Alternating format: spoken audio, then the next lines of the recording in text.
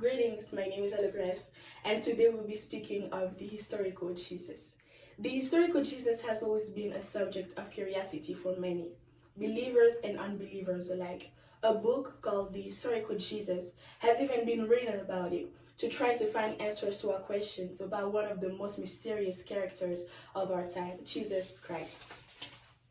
In a 2020 article from the Oakland Press, the author speaks of Jesus as the real person that he was and of the impact he left on our world. A video from Viral History speaks of Jesus not as the religious leader, but as an historical individual. From a baby being born in a manger in our Christmas nativity scenes to a man dying on the cross, who is this man and what did he do to earn himself such a reputation?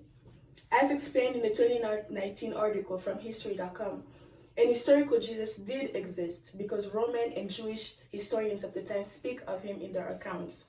The story of his life is very relevant to our world today because he has inspired many great men and women who have made and are making a difference in our world today, such as Martin Luther King. I am myself an avid reader of the text telling his life, and I've studied the research used in this speech. Jesus' life can be divided in three major events: his humble beginnings, his peaceful resistance of Roman occupation, and his revolutionary message. His humble beginnings are quite famous to the public.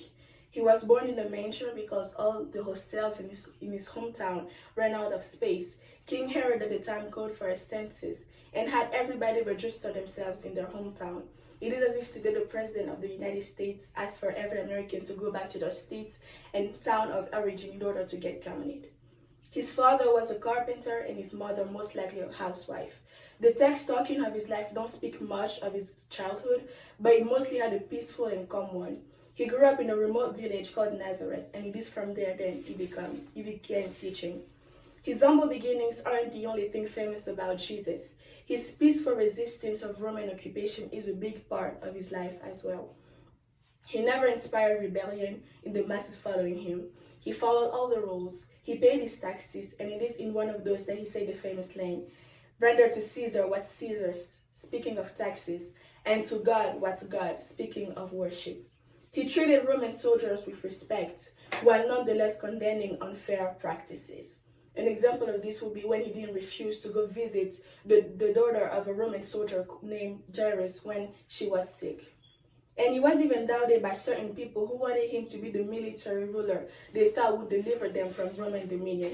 To those he answered, "I did not come to establish an earthly kingdom that can be taken down by human might, but I came to establish a spiritual kingdom, a peace of mind that nobody would be able to take away from us." Now that we've talked about his peaceful resistance, let's talk about his message. Jesus started an unprecedented message to first century Israel.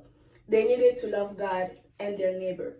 We're talking about a very religious nation here who was familiar with the term loving God, but loving their neighbor was something new to them. And Jesus said that they needed to love their neighbor no matter their neighbor's condition, whether poor, a woman, or a child.